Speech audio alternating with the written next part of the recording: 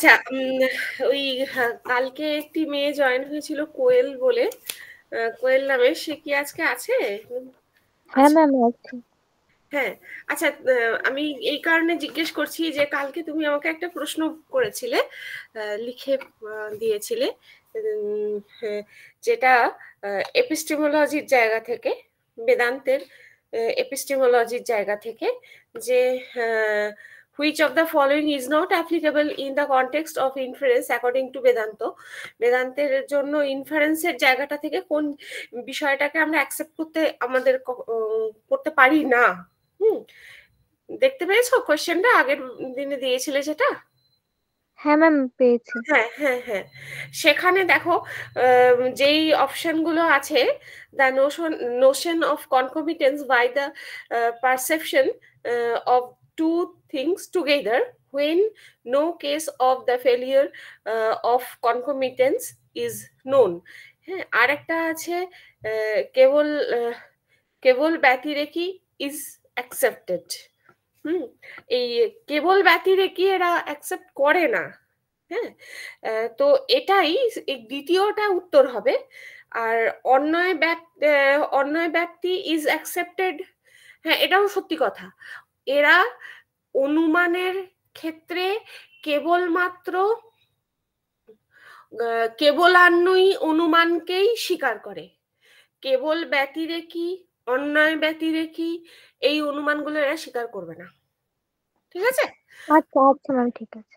হ্যাঁ, ফলত এটা, এই দ্বিতীয়টাই এর উত্তরটা হবে। ঠিক আছে? হুম হুম। প্রথমটাতেও যেটা বলছে, notion of concomitance by the perception of two things together, মানে তাদের ব্যক্তিগ্রহ হচ্ছে, এবং সেটা ভূয় দর্শনের সাহায্যে। হ্যাঁ, সেই বিষয়টার কথা এখানে বলা হচ্ছে। আর পরেরটাতেই যেটা বলছে যে কেবল ব্যতিরেকিটা এরা অ্যাকসেপ্ট করছে, কিন্তু না, কেবল ব্যতিরেকি তো এরা অ্যাকসেপ্ট করবে না। হুম, আম, অন্যায় ব্যাপ্তি, হ্যাঁ, অন্যায় ব্যাপ্তিও ওরা গ্রহণ করবে। আর অন্যায় ব্যতিরেকি ইজ ডিসকার্ডেড, হ্যাঁ, সত্যি কথাই, এরা অন্যায় ব্যতিরেকিটাকেও ওরা স্বীকার করবে না। হ্যাঁ, তো যেটা এখানে যেটা কোয়েশ্চেন ছিল যে which of the following is not applicable, not applicable বলতে তাহলে কেবল ব্যতিরেকি ইজ অ্যাকসেপ্টেড, এটা হচ্ছে মানে ঠিক কথা নয়, ভুল কথা। ঠিক আছে? হ্যাঁ হ্যাঁ ম্যাম, ঠিক আছে, বুঝতে পেরেছি।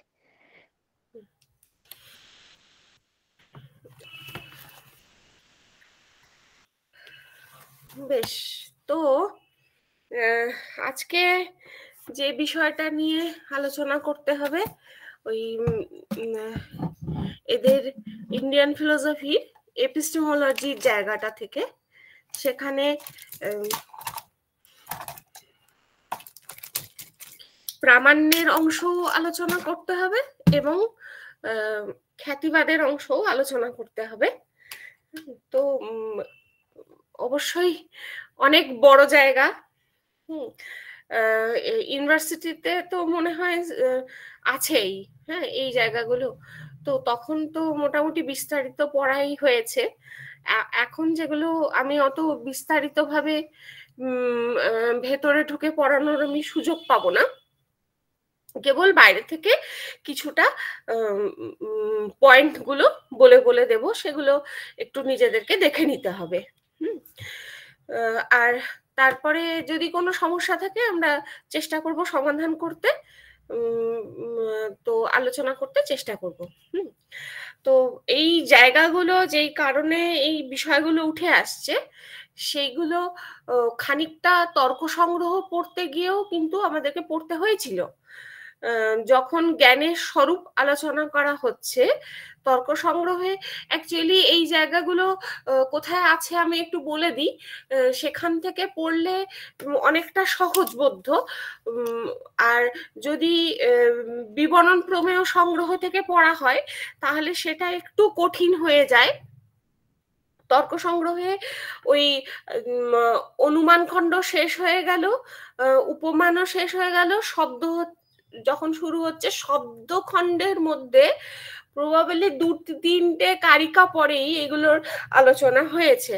হ্যাঁ, মানে শব্দখণ্ডের নারায়ণচন্দ্র গোস্বামী বা যে কোনো বইয়েই পাওয়া যাবে এই বিষয়গুলো তর্ক সংগ্রহে। আর তবে আমি দেখেছি যে এই বইটা মোটামুটি খুব ভালো করে নারায়ণচন্দ্র গোস্বামীটা দেখেছিলাম ছোটবেলাতে। তো ওগুলোতে খুব মানে ভীষণই বিস্তৃতভাবে নারায়ণচন্দ্র গোস্বামী উনি আলোচনা করেছেন এই জায়গাগুলো। খ্যাতিবাদের প্রসঙ্গ তো আলোচনা করেছেন, প্রামাণ্যবাদের প্রসঙ্গও আলোচনা করেছেন। আর প্রামাণ্যবাদ প্রসঙ্গ আলোচনা করার আগেই প্রকাশবাদের আলোচনা আসে। তো সেই জায়গাগুলো ওখান থেকে দেখে নেওয়া যাবে। আর যদি আর অন্য বই পড়বো বলে ভাবা হয় তাহলে তর্ক ভাষাতেও এগুলো ছোট্ট ছোট্ট করে অল্প বিস্তর প্রত্যেকটা জায়গায় দিয়ে দেওয়া আছে তর্ক ভাষাতে। আর এছাড়া বিবরণ প্রমেয় সংগ্রহ তো আছেই।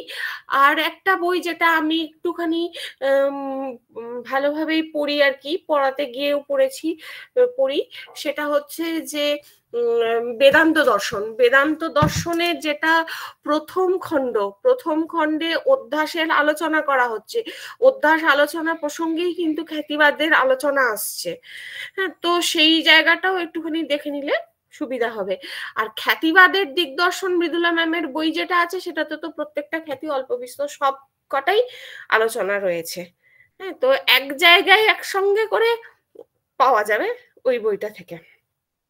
কিন্তু যদি খুব সহজ সরল বই বলি তাহলে তর্ক সংগ্রহ হচ্ছে সব থেকে আমার মনে হয়েছে সহজ সরল বই। হ্যাঁ, যাকে তো এবার তাহলে এই বিষয়গুলো জ্ঞানের স্বরূপ বিষয় বিভিন্ন দার্শনিকদের মধ্যে যে সকল মতবাদ প্রচলিত আছে সেই মতবাদগুলোকে জ্ঞানের স্বরূপ বিষয়ক মতবাদকে কেন্দ্র করেই এই যে প্রকাশত্ববাদের কথা প্রসঙ্গ আসছে সেই প্রসঙ্গ থেকেই আমি এখানে শুরু করব। এইখানে প্রথম মতে জ্ঞানকে বলছে জ্ঞান বিষয়ে প্রকাশ স্বরূপ। আর এই মতের সমর্থক হচ্ছে ন্যায় বৈশেষিক, ভাট্ট মীমাংসক এই মত স্বীকার করে। এই মতকে চক্ষু ইন্দ্রিয়ের সঙ্গে তুলনা করা হচ্ছে।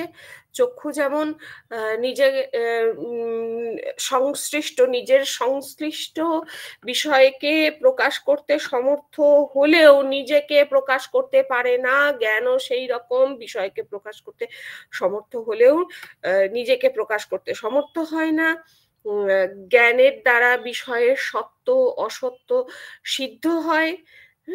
নৈয়ায়িক সম্প্রদায়ের মতে জ্ঞানী সৎ পদার্থ যে সৎ এই ভাব, সৎ পদার্থের সৎ ভাব এবং অসৎ পদার্থের যে অসৎ ভাব সেটি জ্ঞান সিদ্ধ করে দেয়। জ্ঞানের দ্বারা আমরা বুঝতে পারি কোন বিষয়টি অস্তিত্বশীল বা কোন বিষয় অস্তিত্বশীল নয়, তার অনস্তিত্ব, এই বিষয়গুলো জানা যায় জ্ঞানের দ্বারাই। জ্ঞান বিষয়কে প্রকাশ করতে পারলে নিজেকে তাহলে প্রকাশ করতে পারছে না। সেই জন্য ন্যায় বৈশেষিকদের এই মতবাদকে বলা হয় অনাত্ম সংবেদনবাদ। ঠিক আছে, এই অনাত্ম সংবেদনবাদ আমার মনে হয় এই জায়গাটা একটুখানি মানে মাথায় ঢুকিয়ে নেওয়া ভালো এই টার্মসগুলো। তাহলে সহজ ভাষায় বলতে গেলে বলবো যে জ্ঞান অনাত্ম সংবেদনবাদ কেন বলছে তাহলে, কারণ জ্ঞান বিষয় প্রকাশ করছে, বিষয়ের সত্য অসত্যকে প্রকাশ করছে, বা বিষয়ের সৎ কোন বিষয়টি অসৎ সেটা প্রকাশ করছে, কিন্তু নিজেকে প্রকাশ করতে পারছে না। তাহলে জ্ঞানকে জানতে গেলে অন্য জ্ঞানের সাহায্য নিতে হবে, সেই বিষয়টা আসছি। তো এই জ্ঞানকে ওরা কিভাবে তুলনা করছে, কোন বস্তুর সঙ্গে তুলনা করছে, কে বলতে পারবে? একটু বললে ভালো হয়, দেখি।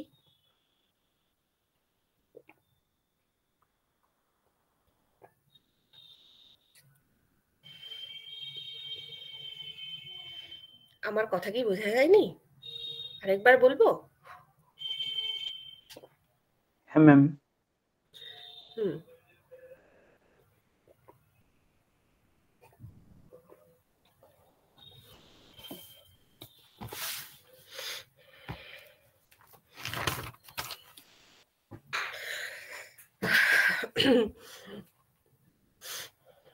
দেখো, জ্ঞানের স্বরূপকে কেন্দ্র করে তাহলে দুটো মত পাচ্ছি। জ্ঞানের কাজ কি? জ্ঞানের কাজ হচ্ছে বিষয়কে প্রকাশ করা। তো জ্ঞান তাহলে প্রকাশধর্মী। কিন্তু জ্ঞান বিষয় প্রকাশ করলেও নিজেকে প্রকাশ করতে পারে কি পারে না, এই বিষয়টাকে কেন্দ্র করে দুটো মত গড়ে উঠছে। বোঝা যাচ্ছে? একদল বলছে যে জ্ঞান বিষয় প্রকাশ করছে, সঙ্গে সঙ্গে নিজেকেও প্রকাশ করে ফেলতে পারে। আরেক দল বলছে জ্ঞান বিষয় প্রকাশ করতে পারলেও নিজেকে প্রকাশ করতে পারে না। কেমন? যারা বলছে জ্ঞান বিষয় প্রকাশ করে, সঙ্গে সঙ্গে নিজেকেও প্রকাশ করে, তারা হচ্ছে স্বপ্রকাশবাদী। এদের মতকে বলবো স্বপ্রকাশত্ববাদ। আরেক দল বলছে জ্ঞান বিষয় প্রকাশ করে কিন্তু নিজেকে প্রকাশ করতে পারে না, এরা হলো পরপ্রকাশত্ববাদী, বা এদের মতবাদ হলো তাহলে পরপ্রকাশত্ববাদ। তার মানে কি হচ্ছে, জ্ঞান বিষয় প্রকাশ করছে। ধরা যাক আমার জ্ঞান হলো, আমি চক্ষু ইন্দ্রিয়ের দ্বারা ঘটের জ্ঞান লাভ করলাম। তো এই জ্ঞান কাকে প্রকাশ করবে? ঘটকে প্রকাশ করবে। এটি ঘট, এই আকারে জ্ঞান হবে। কিভাবে জ্ঞানটা হচ্ছে তাহলে? আর জ্ঞানটা হয়ে সেটা থাকবে কোথায়? আমরা সকলেই জানি, এটা ছোট থেকে শিখে এসছি। একটু মনে করে দেখো যে ইন্দ্রিয় মনের আত্মা মনের সঙ্গে সংযুক্ত হয়, মন ইন্দ্রিয়ের সঙ্গে সংযুক্ত হয়, ইন্দ্রিয় বিষয়ের সঙ্গে সংযুক্ত হলে বিষয়ের জ্ঞান আত্মায় গিয়ে সঞ্চিত হয়। মনে আছে? তো এই জ্ঞান আত্মায় প্রবেশ করলো, করে সেটি তৃতীয় ক্ষণে গিয়ে বিনষ্ট হয়, এবং বিনাশের সময় নিজ সদৃশ একটি সংস্কারকে উৎপন্ন করে বিনষ্ট হয়। অর্থাৎ জ্ঞানের উৎপত্তি ক্ষণ, স্থায়িত্বের ক্ষণ, এবং পরবর্তী ক্ষণ হলো বিনাশের ক্ষণ। এই স্থায়িত্বের ক্ষণে যে কোনো জ্ঞান মাত্রেই সে সংস্কার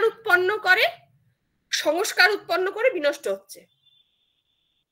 এই সংস্কার থেকে হয় স্মৃতি উৎপন্ন হবে, অথবা প্রত্যভিজ্ঞা উৎপন্ন হবে। তো আমার জানার ব্যাপার এই জায়গাটা নয়।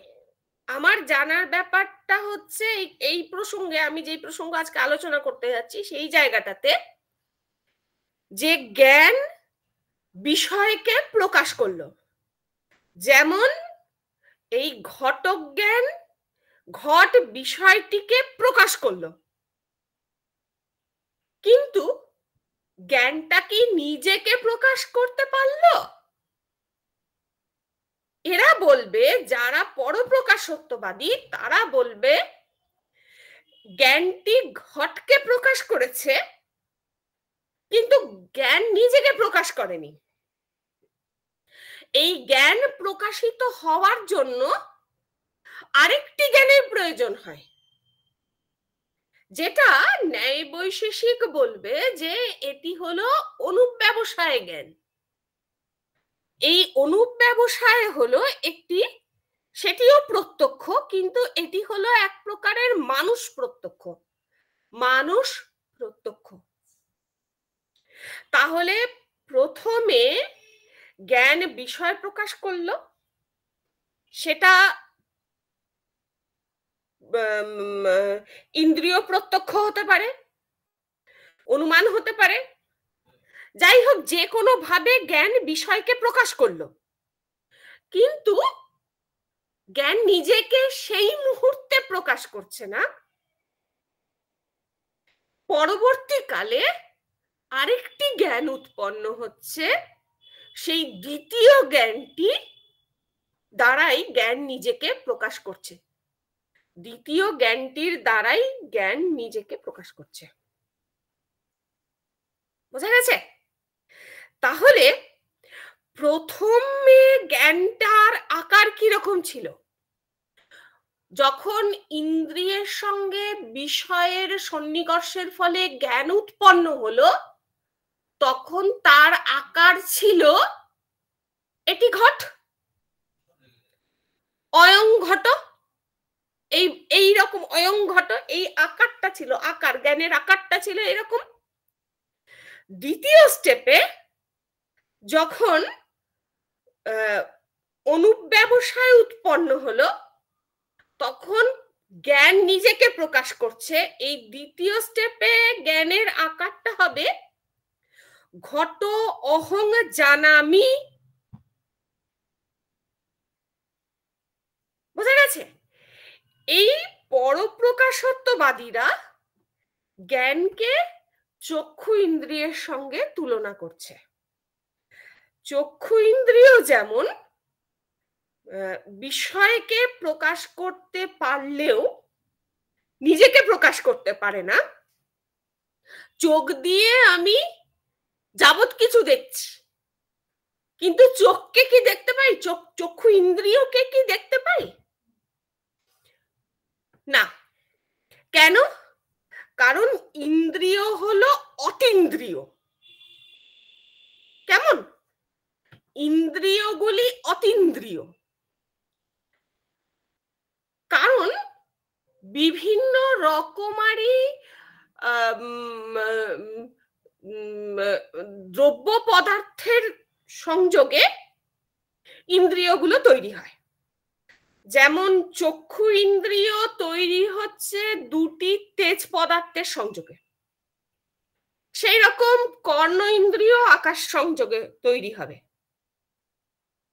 মানে দুটি তেজ কণার সংযুক্ত হয়ে, মানে দনুক, যেটা দনুক উৎপন্ন করছে, দুটি পরমাণু যুক্ত হয়ে যে দনুক উৎপন্ন করছে, সেরকম দুটি তেজ কণা মিলিত হলে চক্ষু ইন্দ্রিয় উৎপন্ন হয়। সেই রকম জিহ্বা ইন্দ্রিয় তৈরি হয় অপের সাহায্যে। এগুলো তো আমরা জানি, আমি আর বলছি না। তাহলে এই চক্ষু ইন্দ্রিয় যেহেতু অতীন্দ্রিয় পদার্থ, চক্ষু ইন্দ্রিয় কেন, যে কোনো ইন্দ্রিয়ই যেহেতু অতীন্দ্রিয় পদার্থ, তাই তারা কিন্তু অপ্রকাশিত থেকে যাবে, কিন্তু তাদের ক্ষমতা আছে তারা বিষয়কে জানিয়ে দেবে।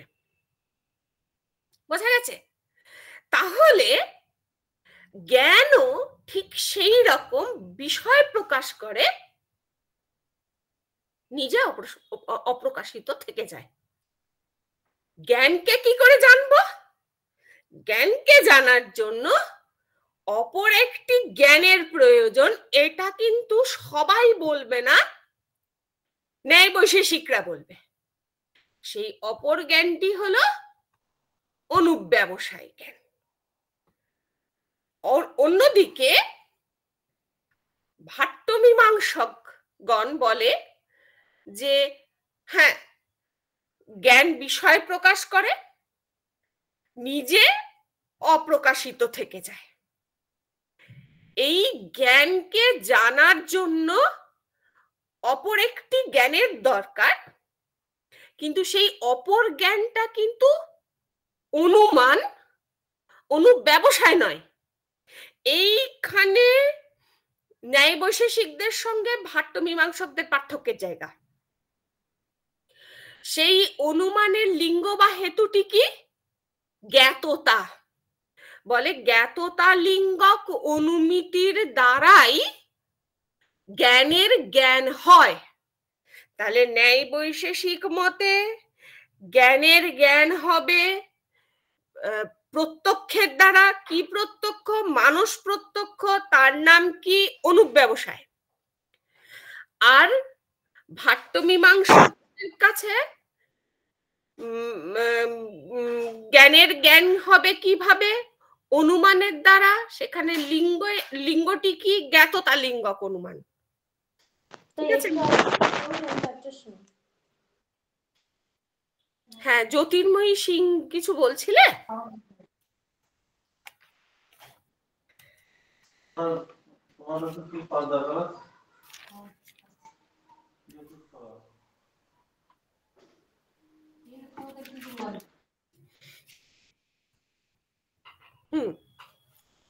তাহলে এই অনুমানের আকারটা কি রকম আমি এখানে একটু বলে দিচ্ছি। ঘটয়হং জ্ঞাত, জ্ঞাততা বিশিষ্টত্বাৎ সম্মত ঘটবৎ। কি না, এই অনুমানের দ্বারা বোঝা যায় যে এই ঘট আমার দ্বারা জ্ঞাত হয়েছিল। কেন না? কারণ তার মধ্যে জ্ঞাততা নামক ধর্ম আছে। ঠিক আছে? এরা বলছে, মানে ভাট্টমীমাংসকরা এরকম কথা বলে যে জ্ঞানকে প্রত্যক্ষ দ্বারা তো জানতে পারছি না, অনুমিতি গম্য জ্ঞান, জ্ঞাততালিঙ্গক অনুমিতির দ্বারাই জ্ঞানের প্রকাশ হয়। জ্ঞান হলো এক প্রকারের ক্রিয়া। তাহলে ক্রিয়া মাত্রেই তার একটি ফল আছে। তাহলে জ্ঞান ক্রিয়ার ফলে জ্ঞানের বিষয়ের মধ্যে জ্ঞাততা নামক একটি ধর্ম উৎপন্ন হয়। আর সেই জ্ঞাততার ওপর নির্ভর করেই পরবর্তীকালে অনুমান করি যে আমার ওই বিষয়টি জ্ঞাত হয়েছিল, আমি পূর্বে ওই বিষয়টিকে জেনেছিলাম। এইভাবে এই জ্ঞাততা লিঙ্গক অনুমানের দ্বারাই জ্ঞানের জ্ঞান হয়। হয়েছে এই জায়গাটুকু? পরপ্রকাশত্ববাদ। আমি কি এই জায়গাটা আর বলবো নাকি হয়েছে?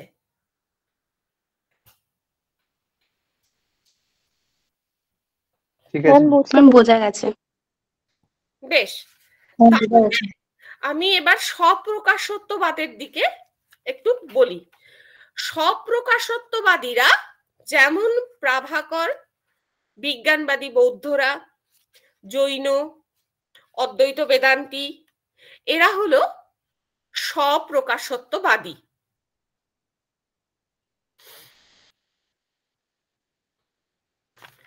তো এরা জ্ঞানকে তুলনা করে প্রদীপের সঙ্গে। এরা বলছে জ্ঞান যে কেবলমাত্র বিষয়কেই প্রকাশ করে তা নয়, সঙ্গে সঙ্গে নিজেকেও প্রকাশ করতে সমর্থ হয়। কেমন? এই যে নিজেকেও প্রকাশ করছে, সেই জন্যই এরা হচ্ছে স্বপ্রকাশত্ববাদী।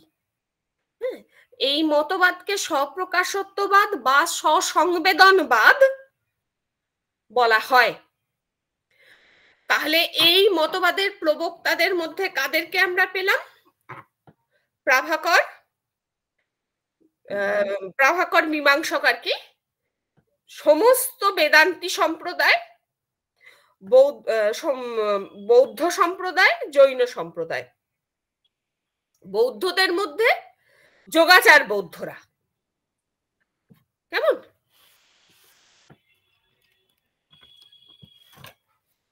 তাহলে প্রদীপ যেমন বিষয়কে প্রকাশ করে, জ্ঞানও সেরকম বিষয়কে বিষয়কেও প্রকাশ করে এবং নিজেকেও প্রকাশ করে।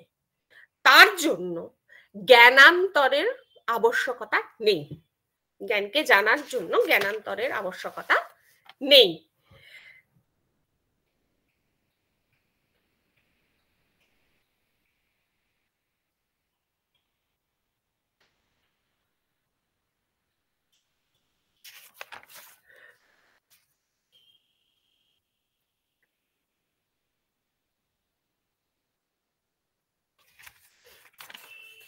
আচ্ছা, এখানে এই ব্যাপারটাকে আমি তাহলে একটু আরেকটা জায়গায় একটু বলে দিই, তারপরে অন্য জায়গায় যাচ্ছি।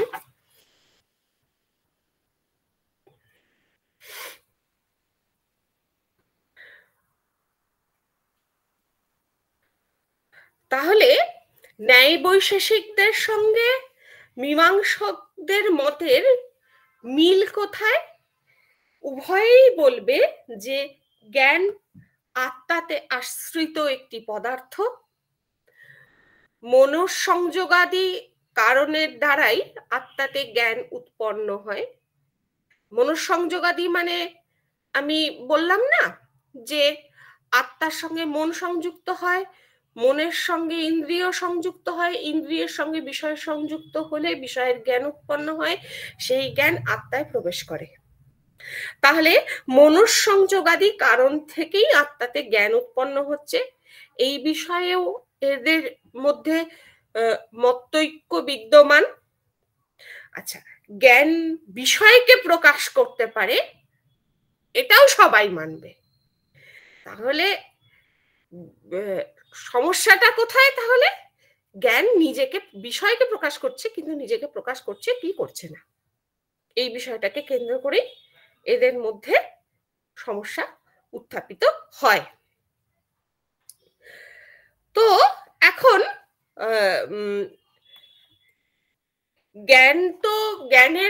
জ্ঞানকে তো আমি জানলাম, ঠিক আছে, মানে হয় যদি আমি স্বপ্রকাশত্ববাদী হই তাহলে বলবো যে বিষয়ের সঙ্গে সঙ্গে আমি জ্ঞানকে জেনে ফেলেছি, আর যদি আমি পরপ্রকাশত্ববাদী হই তাহলে বলবো যে না, বিষয়কে জানার পরবর্তীকালে আরেকটি আমার জ্ঞান উৎপন্ন হয়েছিল, সেই দ্বিতীয় জ্ঞানের দ্বারা আমি প্রথমের জ্ঞানটিকে জেনেছি। এখন ঘটনা হচ্ছে যে জ্ঞানের প্রামাণ্যের জ্ঞান কি করে হবে, এবং এই প্রামাণ্য ধর্মের উৎপত্তিও বা কি করে হবে।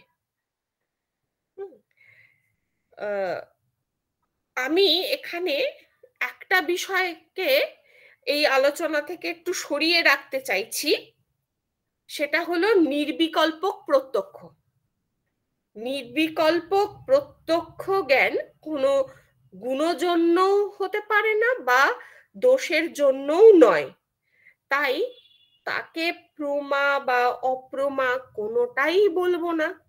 তাতে প্রমাত্ব আছে কি অপ্রমাত্ব আছে এরকম কথা কোনো কথাই আমি নির্বিকল্প প্রত্যক্ষ সম্বন্ধে বলছি না। যা কিছু কথা বলছি সেগুলো কিন্তু সবই সবিকল্প প্রত্যক্ষকে কেন্দ্র করে, কেমন? তো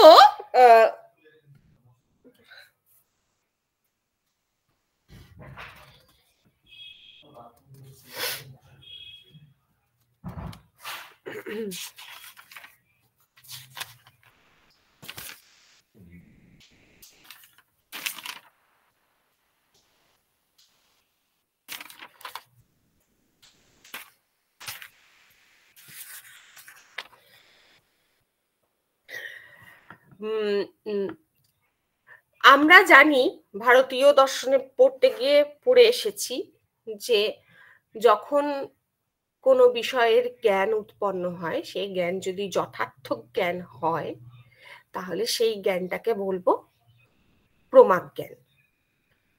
এই জ্ঞান লাভের যেটি উপায় সেটা হলো প্রমাণ। যে ব্যক্তি জ্ঞান হচ্ছে, যার জ্ঞান হচ্ছে, যে ব্যক্তি জ্ঞান লাভ করছে, প্রমাতা, এবং প্রমাদ জ্ঞানের বিষয়টি হলো প্রমেয়। তাহলে আমরা এক কথায় এরকম বলতে পারি যে প্রমাতা প্রমাণের দ্বারা প্রমেয় বিষয়ে প্রমাদ জ্ঞান লাভ করে। তো এখন যদি প্রমা জ্ঞানের ব্যুৎপত্তিগত অর্থ দেখি তাহলে দেখব যে প্রপূর্বক মা ধাতুর যোগে প্রমা শব্দটি নিষ্পন্ন হচ্ছে। প্রমাণ শব্দের ব্যুৎপত্তিগত অর্থ নির্ধারণ করতে গেলে দেখব প্রপূর্বক মা ধাতুর উত্তর লুট প্রত্যয় যোগে প্রমাণ শব্দটি নিষ্পন্ন হচ্ছে। এখন এই লুট প্রত্যয় বিভিন্নভাবে বিভিন্ন অর্থে ব্যবহৃত হতে পারে। লুট প্রত্যয় করণ বাচ্যে ব্যবহার হতে পারে, লুট প্রত্যয়ের ব্যবহার হতে পারে, মানে প্রপূর্বক মা ধাতুর উত্তর করণ বাচ্যে লুট প্রত্যয় যোগে প্রমাণ শব্দটি নিষ্পন্ন হয়। করণ মানে অসাধারণ কারণ, তার মানে যার সাহায্যে প্রমাক জ্ঞানটি উৎপন্ন হচ্ছে, যে কারণের সাহায্যে, যে অসাধারণ কারণের সাহায্যে প্রমাক জ্ঞান উৎপন্ন হচ্ছে সেটাই হলো প্রমাণ, এরকম অর্থ হয়ে যায় যদি লুট প্রত্যয়টি করণ বাচ্যে ব্যবহার হয়। এখন এই লুট প্রত্যয় করণ বাচ্যে যেমন ব্যবহার হয়, সঙ্গে সঙ্গে ভাব বাচ্যেও কিন্তু লুট প্রত্যয় ব্যবহার হতে পারে। তাহলে বিষয়টা কিরকম দাঁড়ালো? প্রপূর্বক মা ধাতুর উত্তর ভাব বাচ্যে লুট প্রত্যয় প্রযুক্ত যদি হয়, তাহলে শব্দটা যেটি নিষ্পন্ন হয় সেটা হলো প্রামাণ্য।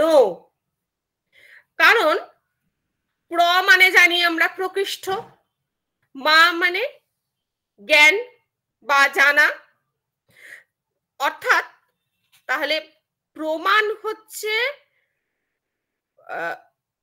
প্রকৃষ্টভাবে জানার উপায়। ভাববাচ্যে যদি লুট প্রত্যয় গৃহীত হয় তাহলে বিষয়টা দাঁড়াচ্ছে ওই যা প্রমাণের মধ্যে আছে যে ভাব, যে বিষয়টি থাকার জন্য একটি প্রমাক জ্ঞান প্রমাণ বলে বিবেচিত হয়, সেই ধর্মটি হলো প্রামাণ্য।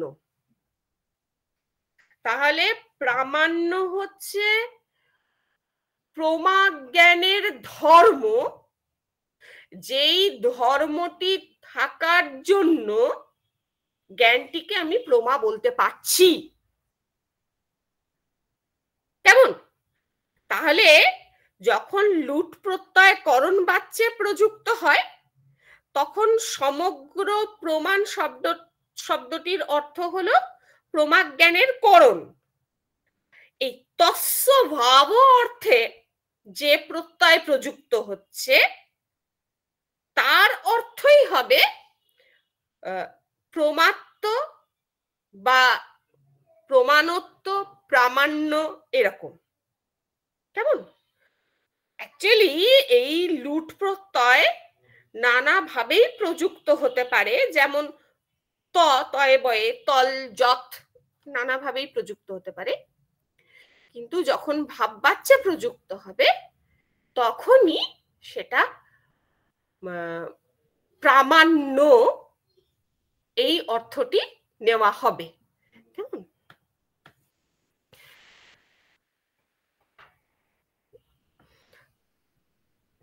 তাহলে প্রামাণ্য শব্দের অর্থ কি দাঁড়ালো? প্রমাণের ভাব বা প্রমাণের স্বরূপ। হয়েছে?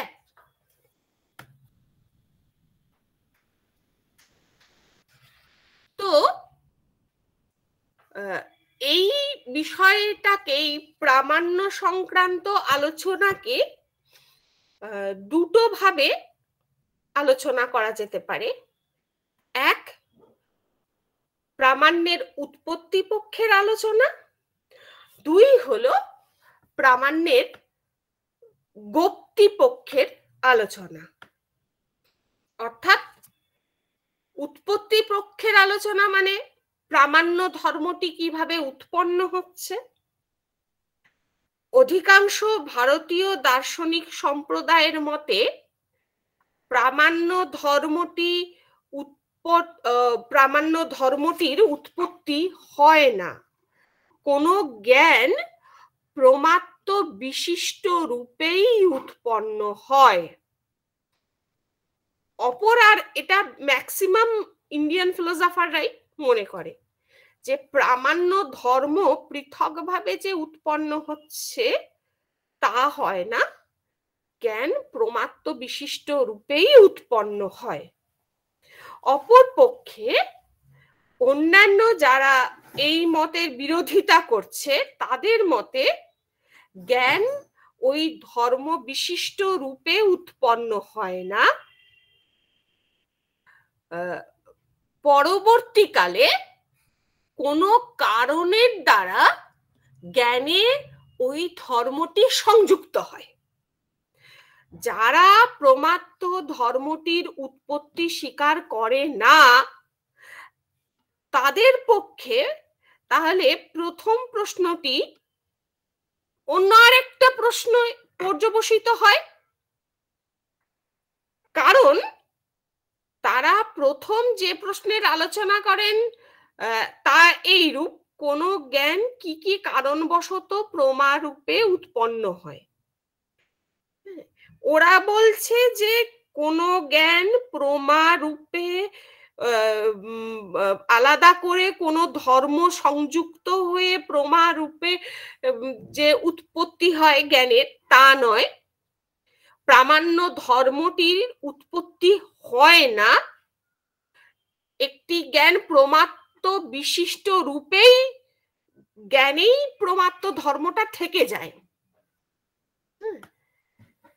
তো তখন ওদের কাছে প্রশ্ন হবে, তাহলে এই প্রমাত্তকে আমরা জানবো কিভাবে? হয়েছে? আচ্ছা, এখানে আমি আরেকটা কথা একটু বলে রাখি।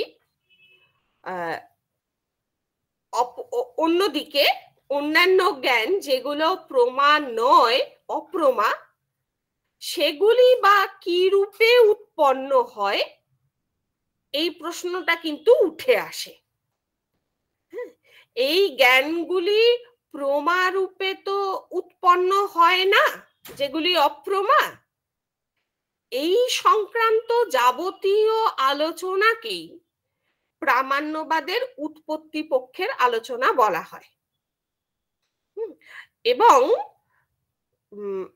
সকল ভারতীয় দার্শনিকরাই এই প্রামাণ্যবাদের এই ধরনের আলোচনা কিন্তু করে এসেছে।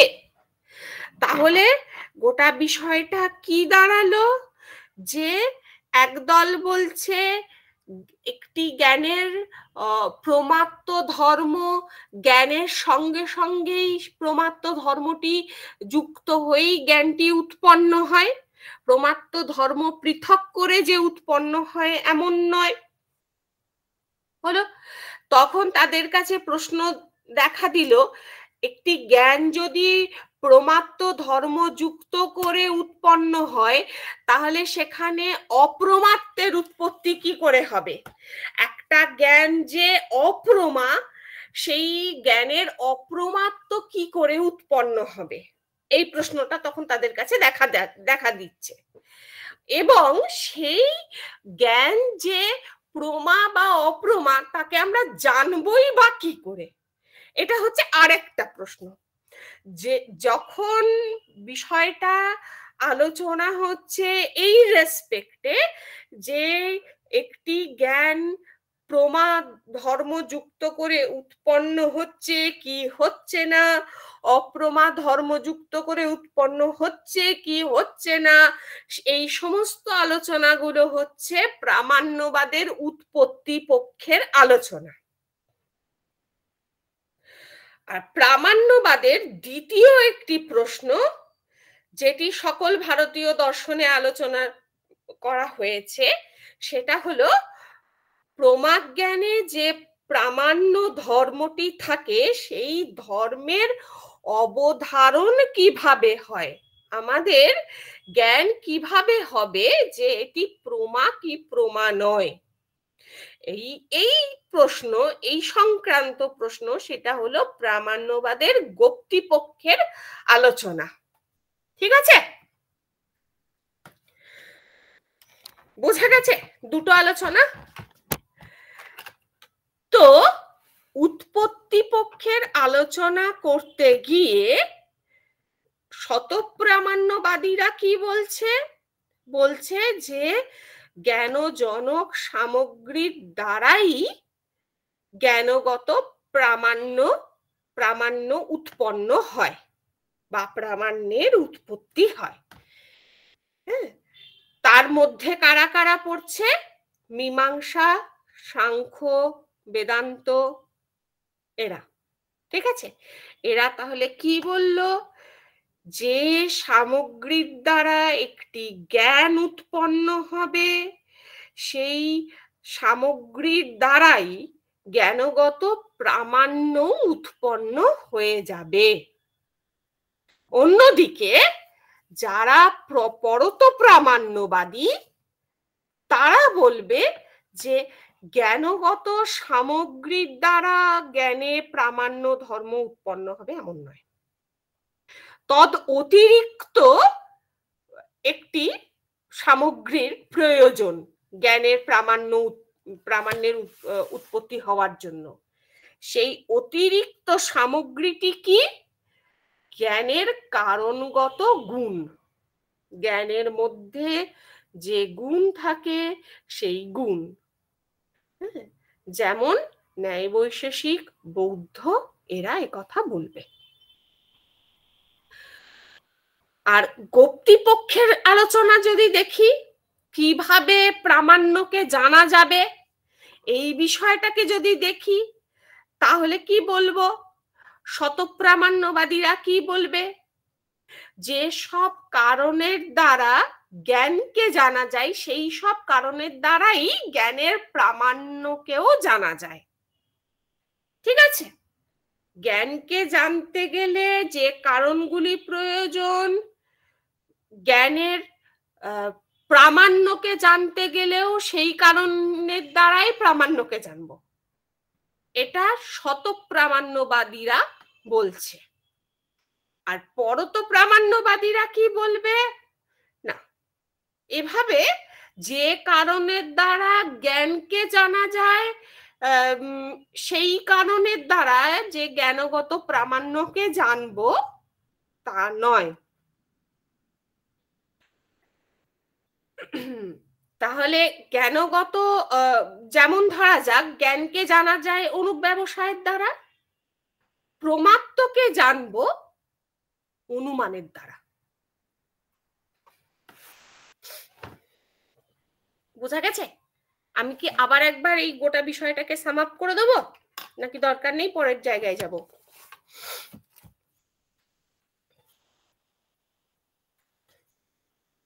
হ্যাঁ ম্যাম, বোঝা আছে। বেশ, তাহলে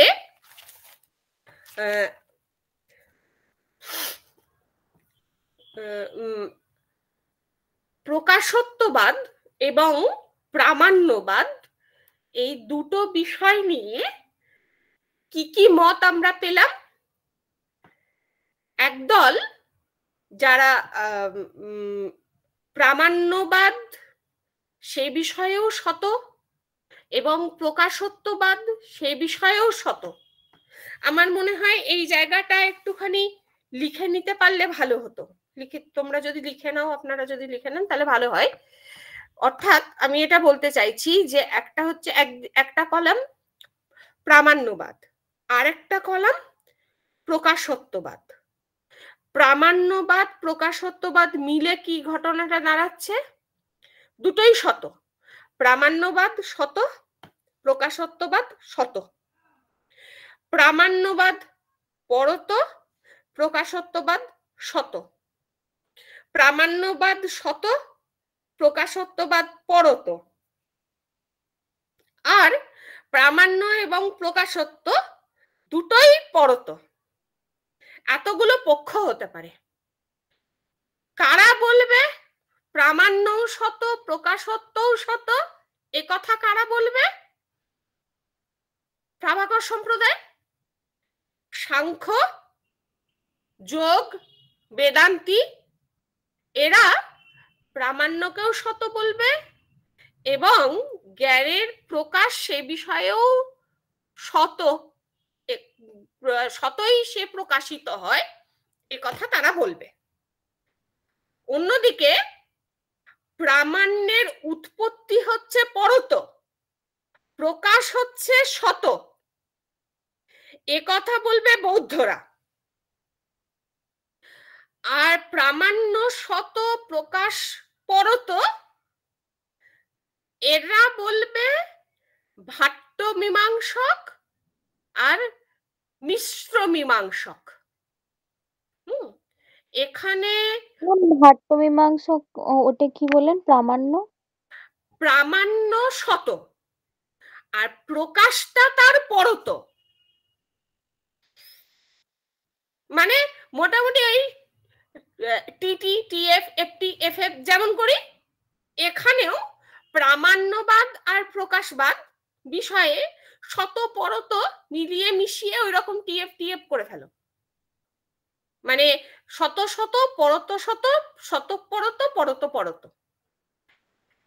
তো এই ভাট্ট মীমাংসক এবং মুরারি মিশ্র এরা বলছে প্রামাণ্যবাদের সংক্রান্ত এদের মত হচ্ছে শত প্রামাণ্যবাদী এরা। আর প্রকাশবাদের ক্ষেত্রে এরা কিন্তু পরত প্রকাশবাদী। কারণ কিভাবে প্রকাশ হবে? কুমারিল ভট্টই যেমন বলছে, জ্ঞাততা লিঙ্গক অনুমানের দ্বারাই জ্ঞানের প্রকাশ হবে। হলো? আর নৈয়ায়িক দুটো ক্ষেত্রেই পরত, মানে প্রামাণ্যবাদ সংক্রান্ত এদের মত পরত প্রামাণ্যবাদ, প্রকাশবাদ বিষয়েও এদের মত হচ্ছে পরত প্রকাশবাদ।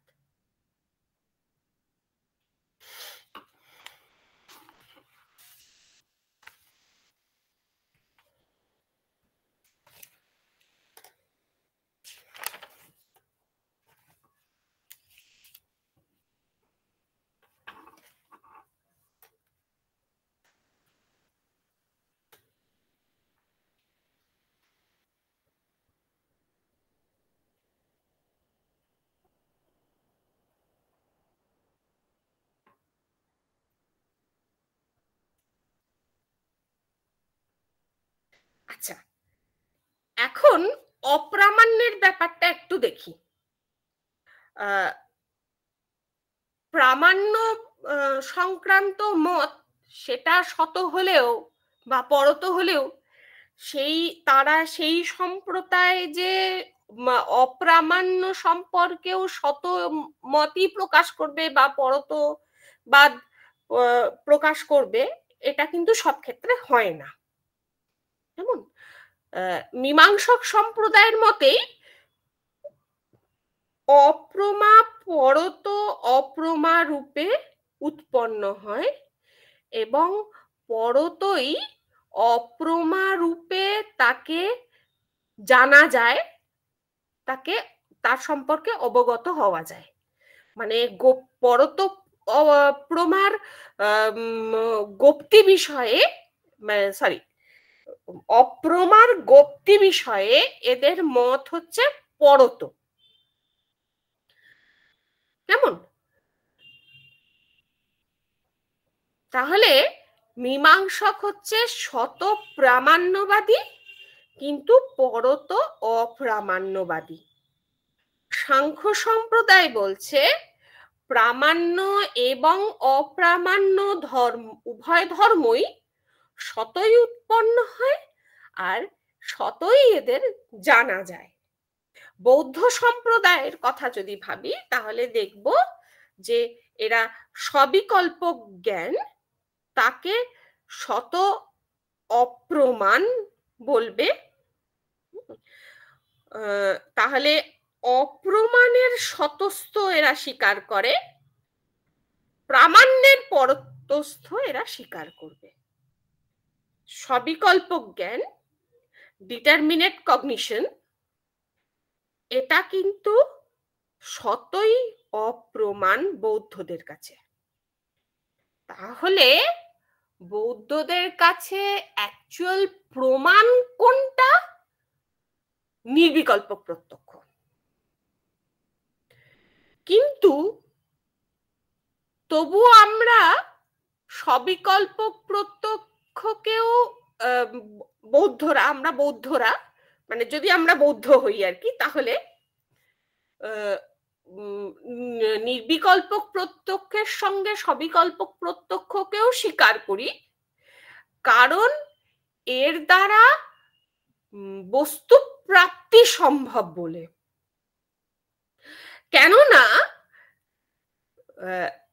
জ্ঞান তো দুই প্রকার, সলক্ষণ এবং সামান্য লক্ষণ। আমি বৌদ্ধের কথা বলছি এখানে, হ্যাঁ, সলক্ষণ এবং সামান্য লক্ষণ। বৌদ্ধরা বলছে বস্তু মাত্রই ক্ষণিক। ক্ষণিক মানে এক্ষণে উৎপন্ন হয়, পরের ক্ষণে গিয়ে বিনষ্ট হয়। তবে এই ব্যাপারটা দ্বিতীয় ক্ষণে বিনাশের ক্ষণটা দ্বিতীয় ক্ষণ কি তৃতীয় ক্ষণ, সে ব্যাপারে অনেক বৌদ্ধদের মধ্যে মতভেদ আছে। কিন্তু বেশিরভাগ বৌদ্ধরা একথাই মানে, ইনক্লুডিং যোগাচারবাদীরা এবং মাধ্যমিক শূন্যবাদীরা তো বটেই, কারণ যোগাচারবাদটাই পরবর্তীকালে মাধ্যমিক মত রূপে ডেভেলপ করছে। যাকে তো যেটা বক্তব্য সেটা হচ্ছে বেশিরভাগ এরা মনে করছে যে একটা জ্ঞান উৎপন্ন হয়ে পরের ক্ষণে বিনষ্ট হয়। বেশ, তাহলে যদি যে জ্ঞানটা যখন উৎপন্ন হচ্ছে সেই ক্ষণে যদি কোনো একটি বস্তু, জ্ঞান নয় বস্তু, কোনো একটা বস্তু যখন প্রথম ক্ষণে উৎপন্ন হয়, সেই ক্ষণে যদি তাকে আমি ধরতে পারি, সেই জ্ঞানটাই হচ্ছে প্রকৃত বস্তুর জ্ঞান। ওই একক্ষণে বস্তুকে জানছি, সেটা কোন জ্ঞানের সাহায্যে জানবো? নির্বিকল্প প্রত্যক্ষের দ্বারা জানবো। কারণ দ্বিতীয় ক্ষণে যখন সবিকল্প প্রত্যক্ষ হতে যাবে তখন তো বস্তুটা নেই। তাহলে সলক্ষণ বস্তুই হলো প্রকৃত বস্তু, সামান্য লক্ষণ বস্তু হলো কল্পনা প্ররহ, কল্পনা মিশ্রিত। তাই মানে নাম, জাতি, গুণ, ক্রিয়া এই সমস্ত কল্পনার দ্বারা মিশ্রিত হয়ে সবিকল্প প্রত্যক্ষ উৎপন্ন হচ্ছে। কিন্তু সেই প্রত্যক্ষ ওই অ্যাকচুয়াল বস্তুর জ্ঞানকে ধরছে না, ধরা দিচ্ছে না। ওই প্রকৃত বস্তুর জ্ঞানটি ওই প্রথম ক্ষণেই পাওয়া গেছে, দ্বিতীয় ক্ষণে গিয়ে সেই বস্তুটা ধ্বংস হয়ে গেছে। আর সেই প্রথম ক্ষণের বস্তুটাকে মানে ওই সলক্ষণ বস্তুকে কেবল নির্বিকল্প প্রত্যক্ষই জানতে পারে। সবিকল্প প্রত্যক্ষ ওই প্রথম ক্ষণের বস্তুকে ধরতে পারে না, অন্তত দুটো ক্ষণ তাকে থাকতে হবে। তাই জন্য প্রকৃত বস্তুকেও সে জানতে পারছে না। তো বলছে যে সবিকল্পক জ্ঞান, সেই জন্য বৌদ্ধরা বলছে সবিকল্পক জ্ঞান শত অপ্রমাণ। আর তারা অপ্রমাণের শতস্থ তাহলে স্বীকার করছে, প্রামাণ্যের পরতস্থ স্বীকার করছে। ন্যায় বৈশেষিক সম্প্রদায় মনে করে যে প্রামাণ্য এবং অপ্রামাণ্য উভয় ধর্মই পরত উৎপন্ন হয়, পরতই ওই দুই ধর্মকে অবগত হওয়া যায়, জানা যায়। ঠিক আছে? তো কি দাঁড়ালো তাহলে বিষয়টা দেখি একটু। সেই একইভাবে প্রামাণ্য এবং অপ্রামাণ্য দুটো কলাম করলে শত শত, দুটোই শত, প্রামাণ্য শত, অপ্রামাণ্য শত, প্রামাণ্য পরত, অপ্রামাণ্য পরত, প্রামাণ্য পরত, অপ্রামাণ্য শত, আর প্রামাণ্য শত, অপ্রামাণ্য পরত, এমন ভাবে যদি কলাম করি তাহলে দাঁড়াবে এরকম যে দুটোই শত, এ কথা বলবে সাংখ্যাচার্যগণ। দুটোই পরত, এটা বলবে ন্যায় বৈশেষিক। বৌদ্ধ বলবে প্রামাণ্য পরত, অপ্রামাণ্য শত উৎপত্তি হয় এবং গৃহীত হয়। মীমাংসক বলবে প্রামাণ্য শত উৎপন্ন হয় এবং গৃহীত হয়, অপ্রামাণ্য পরত উৎপন্ন হয় এবং গৃহীত হয়। বোঝা গেছে?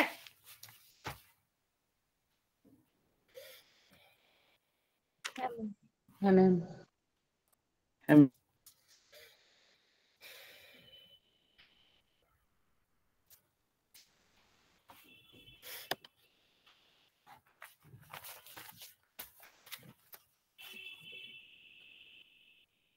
এই রকম কি মানে এই ধরনের কি প্রশ্ন আসে? মানে আগের বারের প্রশ্ন, আগের বারের তো তোমরা দেখেছো মনে হয়, মানে প্রামাণ্য অপ্রামাণ্য সংক্রান্ত শত এবং পরতস্থ।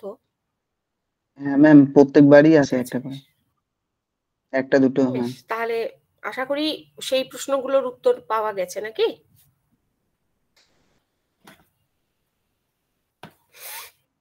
হ্যাঁ ম্যাম, পাওয়া গেছে। কনসেপ্ট গুলো খুব একটা ক্লিয়ার ছিল না, এবার ক্লিয়ার হলো একটু। হ্যাঁ, মানে প্রশ্নের উত্তরগুলো মিটলেই হলো আর কি। আচ্ছা, হ্যাঁ ঠিক আছে।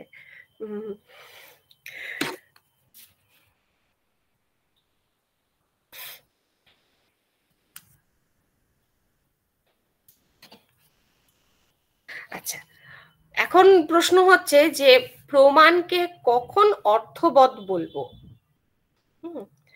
সেই সংক্রান্ত যে সূত্রটি আছে, শ্লোকটি আছে, এরকম বলছে যে বিমতং প্রমাণম অর্থবৎ প্রবৃত্তি সামর্থ্যাৎ সমর্থ প্রবৃত্তি জনকত্যাৎ ব্যতিরেকেন প্রমাণাভাসবৎ।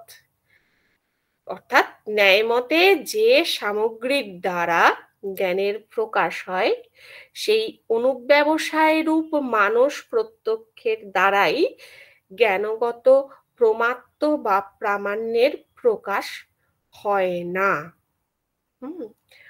অনুমানের দ্বারা জ্ঞানগত প্রামাণ্যের প্রকাশ হয়। কেমন?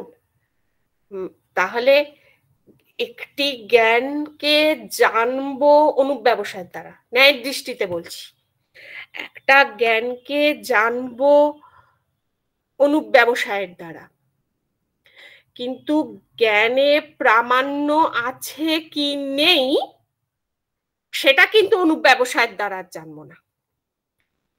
সেটা জানবো কিভাবে? অনুমান দিয়ে। কেমন?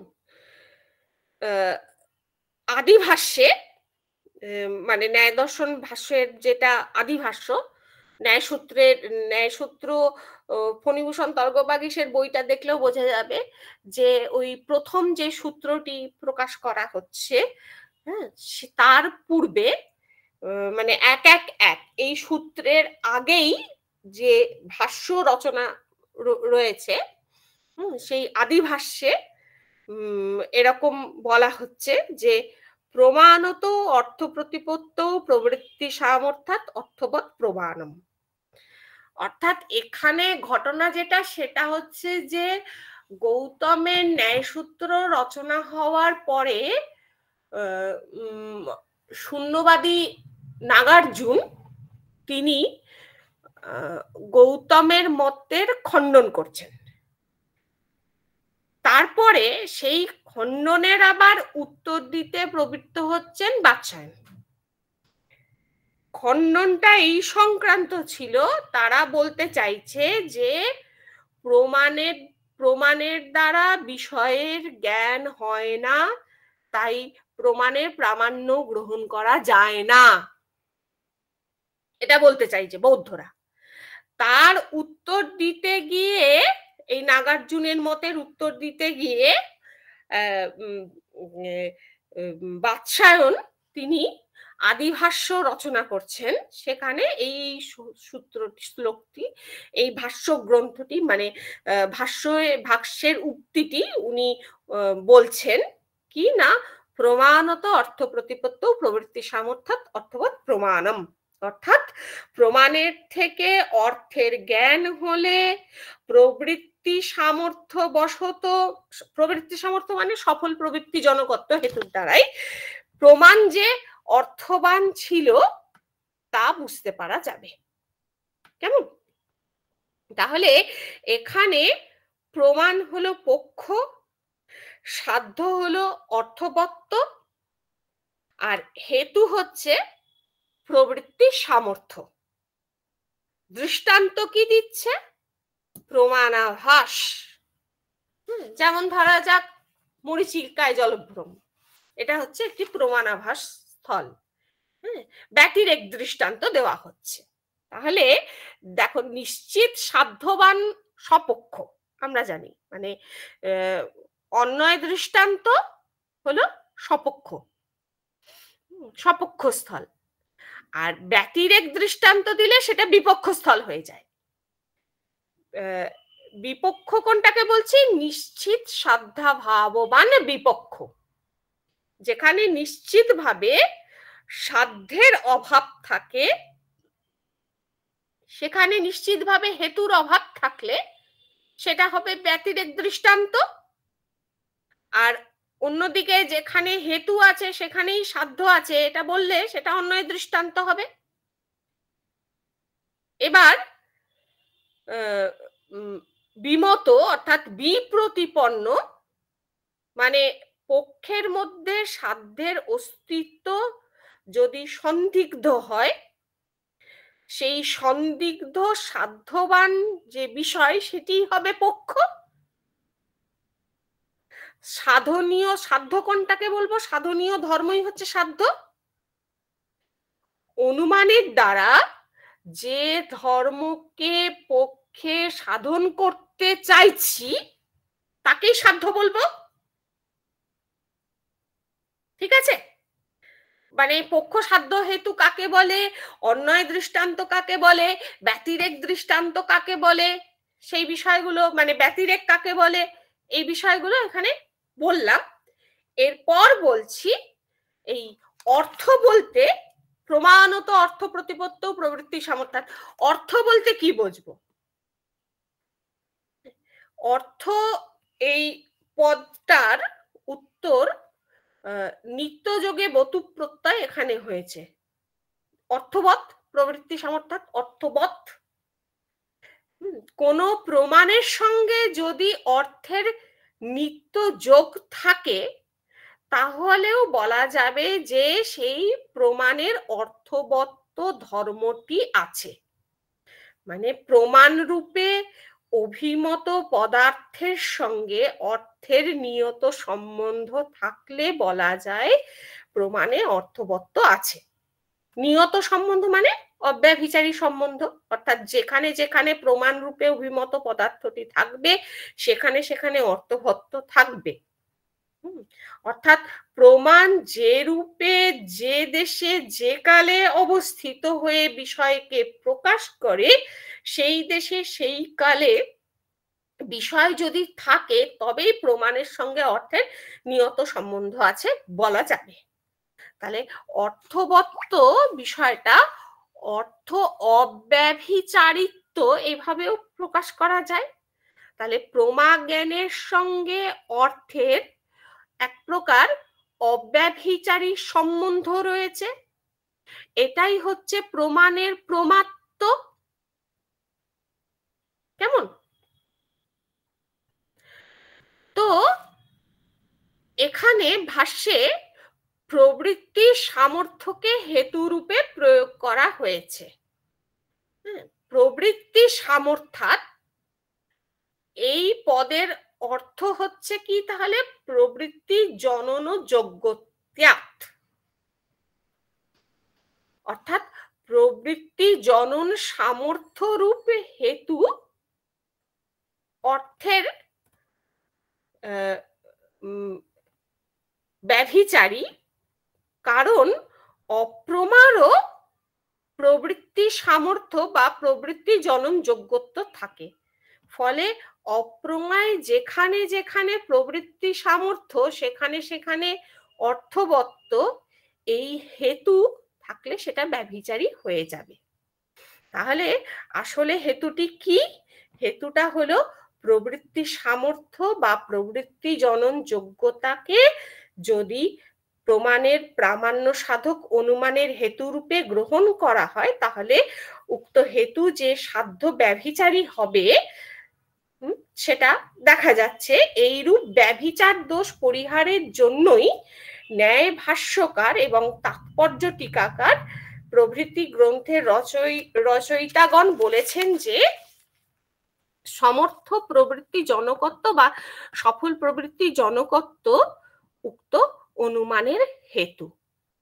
তাহলে যে জ্ঞান সফল প্রবৃত্তি জনক হবে সেই সফল প্রবৃত্তি জনকতা থাকার কারণেই জ্ঞানটিকে আমি অর্থবান বলবো। এটাই হচ্ছে মূল কথা।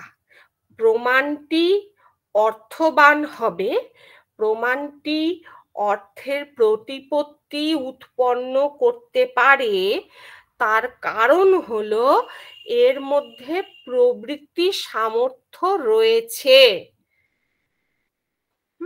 সে সফল প্রবৃত্তি জনক।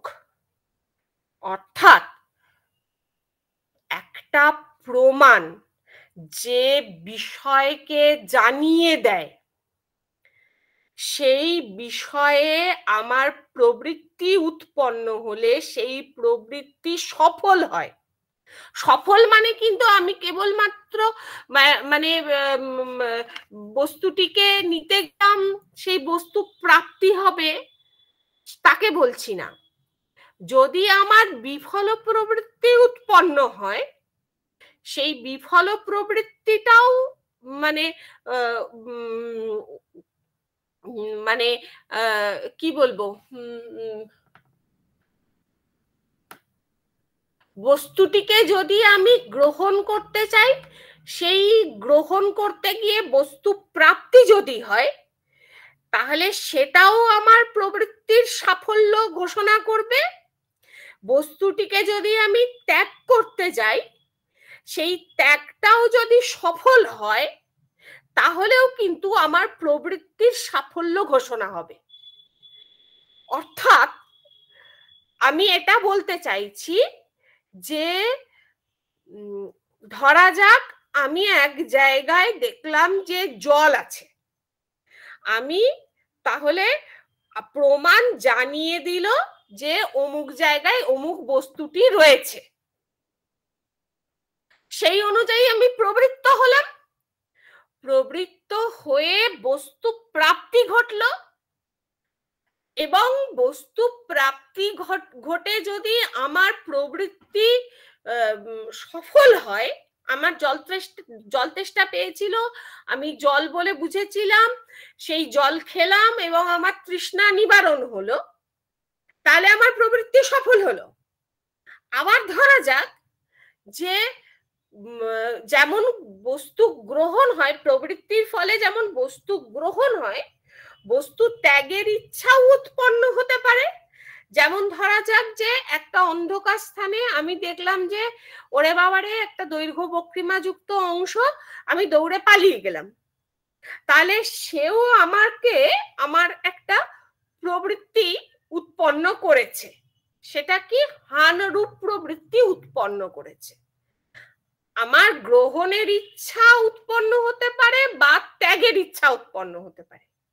দুই প্রকার প্রবৃত্তি কিন্তু সফল হতে পারে। কিরকম? যাকে আমি ত্যাগ করতে চাইছি যদি সত্যি সত্যি সে ত্যাগের বস্তু হয় তাহলে আমার প্রবৃত্তিকে সফল বলবো। যাকে আমি গ্রহণ করতে চাইছি সে যদি সত্যি সত্যি গ্রহণের বিষয়বস্তু হয় তাহলে আমার প্রবৃত্তিটা সফল ছিল। কিন্তু আমি জল বলে বুঝলাম, জল আনতে গেলাম, মানে গ্রহণের ইচ্ছা উৎপন্ন হলো, দিয়ে দেখা গেল সেটা আমার তৃষ্ণা নিবারণ করলো না, কারণ আমি এক ঘটি বালি পেলাম, তাহলে আমার প্রবৃত্তি সফল হলো না। আবার ধরা যাক যে আমি ওই যাকে আমি ওই আঁকা বাঁকা অংশটা দেখে দৌড়ে পালিয়ে গেছিলাম, আমার হান বুদ্ধি উৎপন্ন হয়েছিল, পরের দিন দেখলাম আরে সে বস্তু তো এখনো এখানেই পড়ে আছে, তার মুখ টুক তো কিছুই নেই, সে ছোবলও মারতে পারবে না। তাহলে আমার যে হান বুদ্ধি উৎপন্ন হয়েছিল সেই প্রবৃত্তিটা কিন্তু আমার সফল ছিল না। ঠিক আছে, মানে প্রবৃত্তি নিবৃত্তি উভয়ই কিন্তু ওই সফল হওয়ার প্রয়োজনীয়তা আছে। যদি প্রমাণ সঠিকভাবে বস্তুকে জানিয়ে দেয় তাহলে আমার যে প্রবৃত্তি উৎপন্ন হবে অথবা নিবৃত্তি উৎপন্ন হবে, সেই প্রবৃত্তি নিবৃত্তি উভয়ই সফল হবে। যদি সফল হয় তাহলে প্রমাণ বস্তুকে জানাতে পেরেছে কথা আমি বলবো। প্রবৃত্তির সাফল্য থেকে প্রমাণ যে সঠিক সে কথা আমি বলতে পারবো, কেন না প্রমাণ সঠিকভাবে বস্তুটিকে জানিয়েছে, সেই জন্যই তার থেকে যে প্রবৃত্তিটা উৎপন্ন হয়েছে, মানে প্রমাণ বস্তুকে জানাচ্ছে, জানালে আমার প্রবৃত্তি উৎপন্ন হচ্ছে, সেই প্রবৃত্তি অনুযায়ী পরিচালিত হয়ে আমার বস্তু প্রাপ্তি ঘটছে। যদি আমার এই প্রবৃত্তি সফল হয়, মানে প্রবৃত্তি অনুযায়ী চালিত হয়ে যথাযথই আমি বস্তু প্রাপ্তি হয় যদি আমার, তাহলে আমি বলবো যে প্রমাণটা যথাযথ ছিল এবং প্রমাণ যথাযথ বস্তুকে জানিয়েছে। নৈয়ায়িকরা এই যুক্তিটাই প্রদান করছে, যে বলছে হ্যাঁ প্রমাণকে কখনোই খণ্ডন করা যেতে পারে না, প্রমাণ যথাযথই বস্তুকে জানাতে পারে, কারণ বস্তুকে জানার পর আমার বস্তু মানে প্রবৃত্তি হয়ে বস্তু প্রাপ্তি বা গ্রহণ বা উপাদান বলো বা গ্রহণ বলো যাই বলো না কেন, এবং হানের ইচ্ছা বলো যাই বলো না কেন, আমি প্রবৃত্ত হলে যথাযথই বস্তু প্রাপ্তি হয়। আর সেই জন্য বলবো এই বস্তু সফল প্রবৃত্তি থেকেই বলবো যে আমার প্রমাণটাও অর্থবান ছিল। বোঝা গেছে? তাহলে প্রমাণে প্রামাণ্য ছিল, প্রমাণ অর্থবান, তার মানে প্রমাণে প্রামাণ্য ছিল বলেই অর্থবান সে। ঠিক আছে, তাহলে প্রমাণে প্রামাণ্য ধর্মটি থাকার জন্যই আমার যথাযথভাবে আমি অর্থের প্রতিপত্তি হয় এবং তার থেকে উৎপন্ন প্রবৃত্তি সেটা সফল হবে অথবা বিফল হবে। এই হচ্ছে প্রামাণ্যবাদের পক্ষে মোটামুটি একটা খসড়া। এখন এইভাবে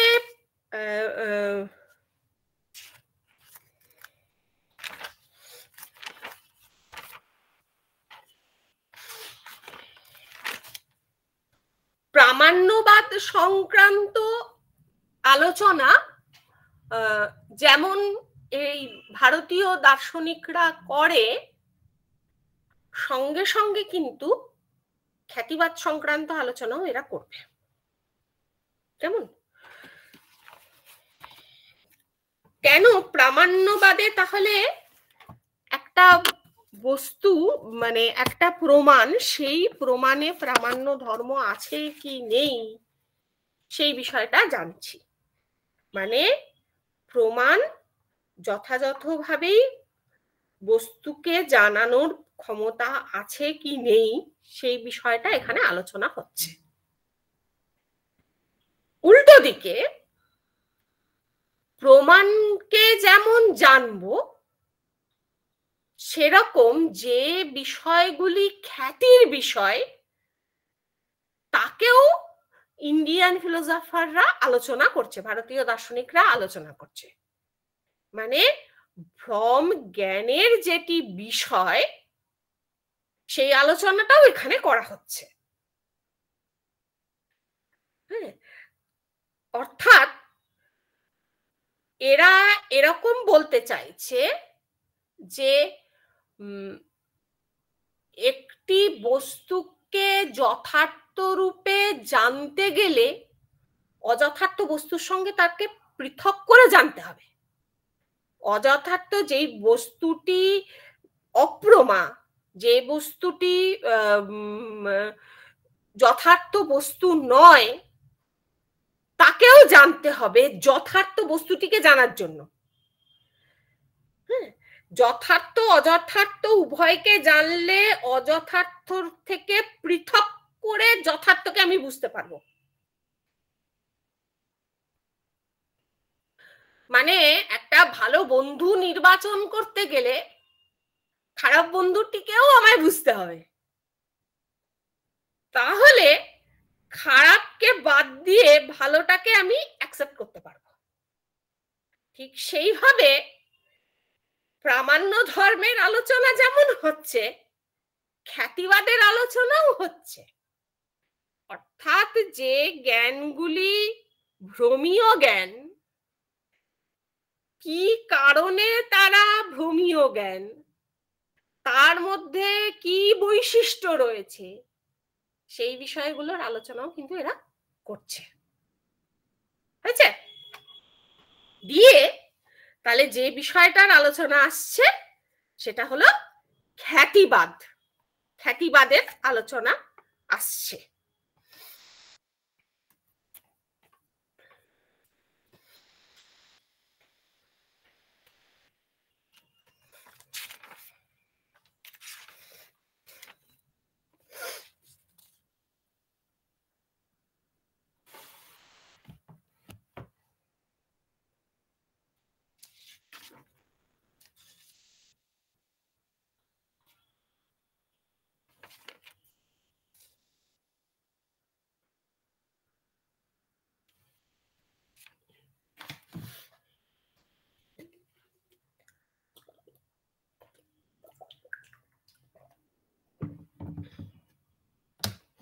প্রামাণ্যবাদ আলোচনা থেকে কি আর কিছু জানার আছে, বলার আছে? হ্যাঁ, তোমাদের আর কিছু জানার না থাকলে আমরা তাহলে এবারে শেষ করব। না না, আমি খ্যাতিবাদ আলোচনা করিনি এখনো। ও আচ্ছা আচ্ছা, খ্যাতিবাদ আলোচনা, ঠিক আছে, করো। মানে এটাই অনেকটা লেগে গেল। আচ্ছা আচ্ছা, ঠিক আছে। হ্যাঁ, আমি ওটাই জিজ্ঞেস করছিলাম যে প্রামাণ্যবাদ সম্পর্কে কি কিছু জানার আছে এই বিষয়ে, নয়তো আমি খ্যাতিবাদে যাই, ছোট্ট করে বলে দিচ্ছি।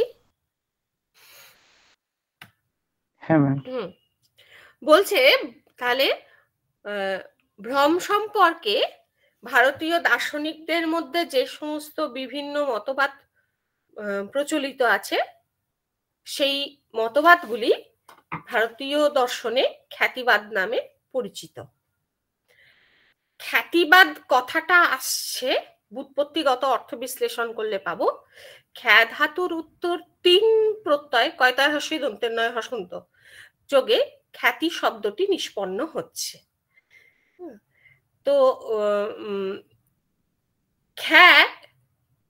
খ্যাতি প্রসঙ্গ, খ্যা অর্থাৎ খ্যা শব্দটির অর্থ হলো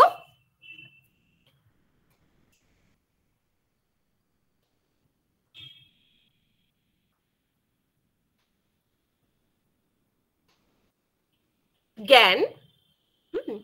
তো এখানে কিন্তু খ্যাতি বলতে ভ্রমীয় জ্ঞানকেই বোঝানো হবে। তাহলে ভ্রম সম্পর্কে প্রাচীন ভারতে যে সমস্ত মতবাদগুলি প্রচলিত ছিল সেই মতবাদগুলোকেই খ্যাতি পদের দ্বারা গ্রহণ করা হচ্ছে। তো খ্যাতিবাদ 5 রকমের খ্যাতিবাদের কথা পাওয়া যায়। এরকম একটি শ্লোক আছে যে বেদান্ত দর্শনেও পাওয়া যাবে। আত্মখ্যাতির অসৎ খ্যাতি, খ্যাতির অন্যথা, তথা অনির্বচনীয় খ্যাতি ঋত্তেই তৎ খ্যাতি পঞ্চকম। অর্থাৎ এখানে 5 রকমের খ্যাতিবাদের কথা উঠে আসছে। কি কি সেই 5টা খ্যাতি? সৎ খ্যাতি, অসৎ খ্যাতি, সদসৎ খ্যাতি,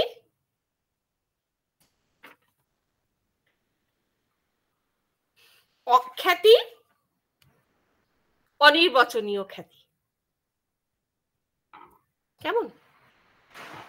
এছাড়াও যদি মানে খ্যাতিবাদের যে অপশনগুলো আসতে পারে, মানে খ্যাতিবাদ প্রসঙ্গে একদল দার্শনিক যারা খ্যাতির অস্তিত্ব স্বীকার করে নিচ্ছে, মানে ভ্রমীয় জ্ঞানের অস্তিত্ব স্বীকার করে নিচ্ছে। আরেক দল যারা খ্যাতিবাদ অস্বীকার করবে, তারা হলো অখ্যাতিবাদী, যারা বলছে কোনো জ্ঞানই ভ্রান্ত নয়, জ্ঞান অংশে কখনো ভ্রান্তি হয় না, আমাদের ব্যবহার ভ্রান্ত হয় মাত্র। তারা হলেন অখ্যাতিবাদী। এই অখ্যাতিবাদী কারা? প্রাভাকর সম্প্রদায়। তাহলে খ্যাতিবাদ প্রসঙ্গে প্রথমত 2টো মত, অখ্যাতিবাদ এবং অন্যান্য খ্যাতিবাদ। এই অন্যান্য খ্যাতিবাদ মানে যারা ভ্রম জ্ঞানের, মানে জ্ঞানাংশে যে ভ্রম হয় সেই মতবাদ যারা মেনে নেয় তাদের কথা, মানে ভ্রমীয় বিষয়ের অস্তিত্ব যে রয়েছে সেই কথাটা যারা মেনে নেয় তারাই হলেন এই অন্যান্য খ্যাতিবাদী। এদের মধ্যে একদল আছে যারা সৎ খ্যাতিবাদী। কি কি অপশন হতে পারে? সৎ, অসৎ, সদসৎ, সত নয়, অসত নয়, এই 4টে অপশন হতে পারে।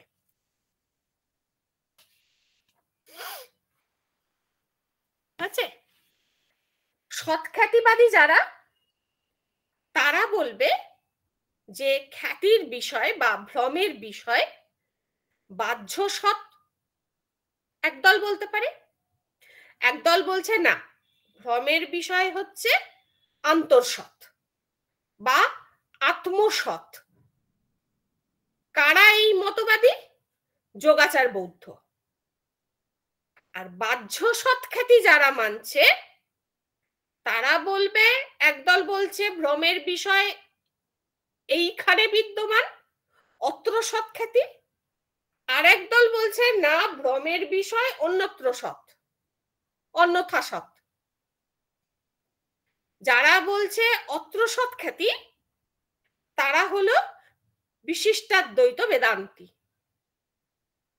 আর অন্যথা খ্যাতিবাদের প্রবর্তক ন্যায় বৈশেষিক আর বিপরীত খ্যাতি, মানে অন্যথা খ্যাতির মতোই বিপরীত খ্যাতি, ভাট্ট মীমাংসকদেরকে বিপরীত খ্যাতি বলা যায়।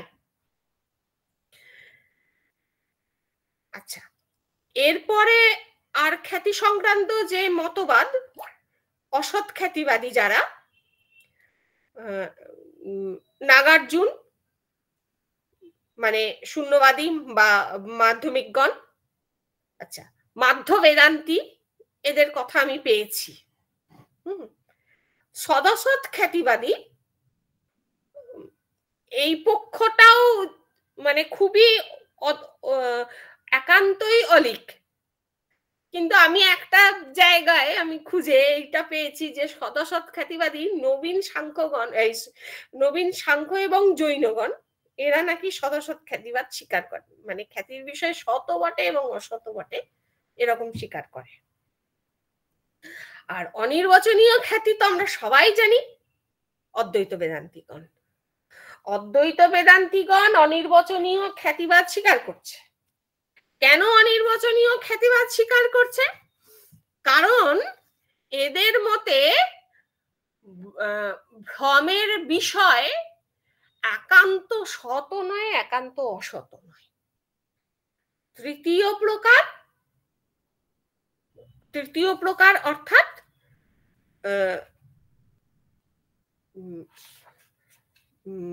অনির্বচনীয় বা মিথ্যা।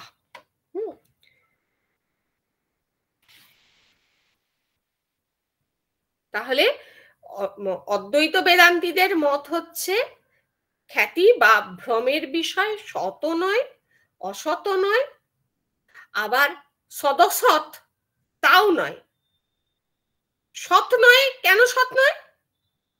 কারণ সৎ সেই বিষয় যেটি ত্রিকালও অবাধিত, কিন্তু খ্যাতির বিষয় ব্যবহারিক জ্ঞানের দ্বারা বাধিত হয়, সেই জন্য একে সৎ বলা যাবে না। আবার যে এটা একান্ত অসৎ নয়, কারণ যে বস্তু অসৎ তা কোনো কালেই জ্ঞানের বিষয় হতে পারে না, যেমন আকাশ কুসুম।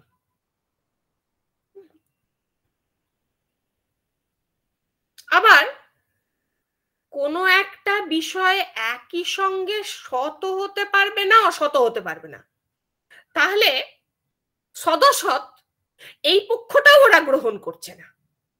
তাহলে কি কি পক্ষ অদ্বৈত বেদান্তীরা গ্রহণ করছে না? সৎ এই পক্ষ গ্রহণ করলো না, অসৎ এই পক্ষও গ্রহণ করলো না, সদসৎ এই পক্ষও গ্রহণ করলো না। ঠিক আছে? কেন না সদসৎ পক্ষটা স্ববিরোধী। তাই শঙ্করাচার্য বলছেন ভ্রমের বিষয় তৃতীয় প্রকার মিথ্যা বা অনির্বচনীয় পদার্থ।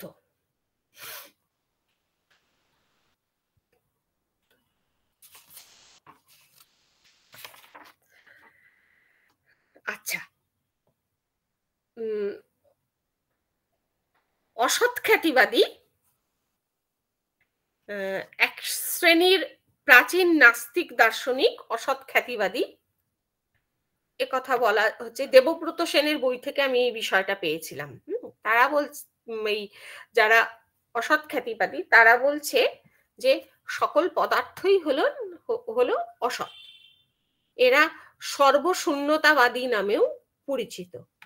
এদের মতে সকল জ্ঞানই ভ্রমাত্মক, যা শুদ্ধ অসৎ তাই সৎ রূপে প্রতিভাত হয়। যে কোনো জ্ঞানে অসতের উপর সতের আরোপ হয়, তাই এরা অসৎ খ্যাতিবাদী। অসৎ খ্যাতিবাদ অনুযায়ী তাহলে ভ্রম জ্ঞানের সময় অসৎ বস্তুকে সৎ রূপে দেখি, যেমন রজ্জুতে সর্পভ্রমের ক্ষেত্রে সর্পটি অস্তিত্বশীল না হলেও সর্পের অস্তিত্ব আছে বলে মনে করি, তাই ভ্রমের বিষয় হলো অসৎ। ঠিক আছে? সদসৎ খ্যাতিবাদ, এটা আমি কিছুক্ষণ আগেই বলছিলাম যে নব্য সাংখ্যগণ এবং জৈনগণ এই মত স্বীকার করে নেয়। এই মতের প্রবক্তা এরা বলছে রজ্জুতে সর্পভ্রমের ক্ষেত্রে ইদম সর্প এই আকারের জ্ঞান হয়, সেক্ষেত্রে ইদং সৎ বা অস্তিত্বশীল হলেও, ইদং বিষয়টা সৎ বা অস্তিত্বশীল হলেও সর্প জ্ঞানের বিষয়টি সৎ নয়। সুতরাং এদের মতে ব্রহ্ম জ্ঞানের বিষয়টি সৎ এবং অসৎ উভয় প্রকারই।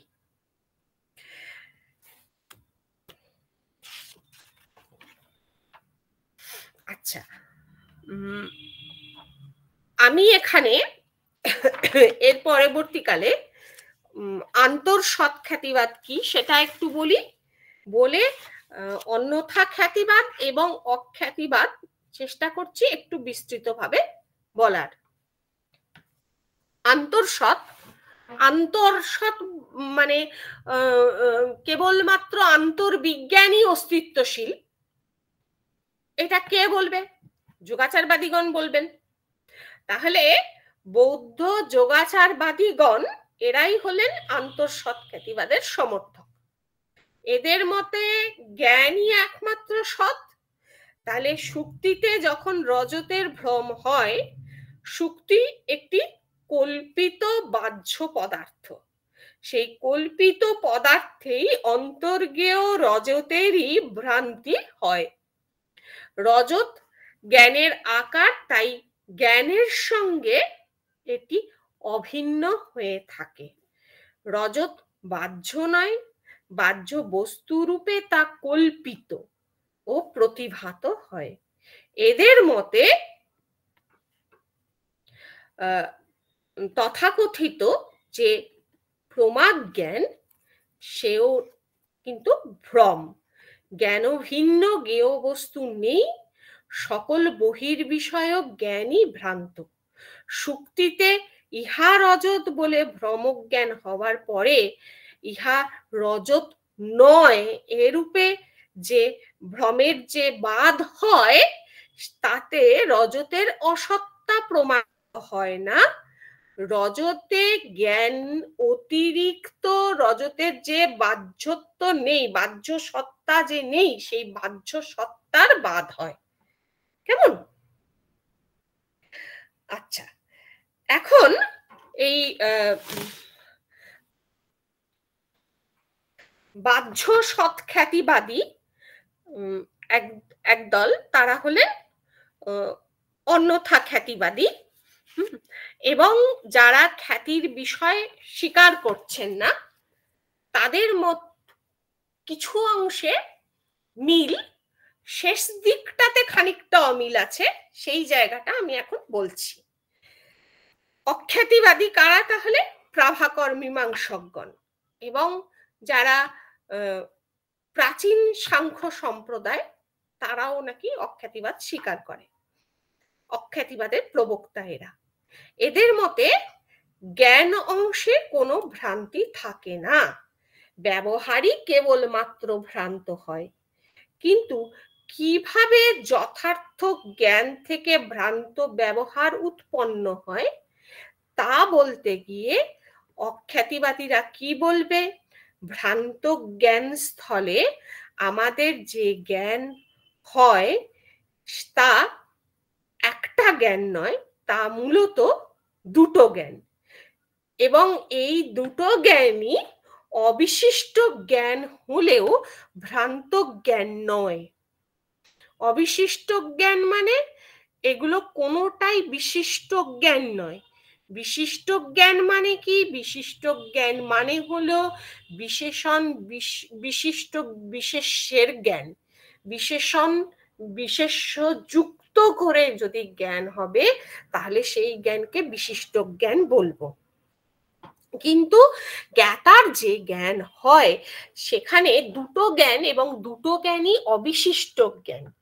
কারণ এরকম বলছে যে সম্মুখবর্তী পদার্থের সঙ্গে জ্ঞাতার ইন্দ্রিয়ের সন্নিকর্ষ হলে ইদমাংশ রূপে সামান্যাংশের জ্ঞান হয়, কিন্তু দোষবশত বিশেষাংশের অনুভবাস হয়।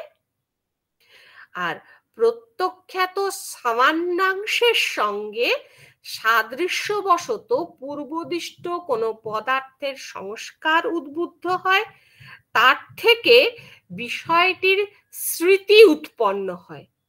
কিন্তু এই স্মৃতি থেকেও তত্ত্বার অংশটি অবলুপ্ত হয়ে গেছে, কেবল বিশেষাংশই ভাসমান হচ্ছে। এই দুটি জ্ঞান এত দ্রুত উৎপন্ন হয় যে এদের মধ্যে ভেদ গৃহীত হয় না, ভেদাগ্রহ বশত ভ্রমের ব্যবহার উৎপন্ন হয়।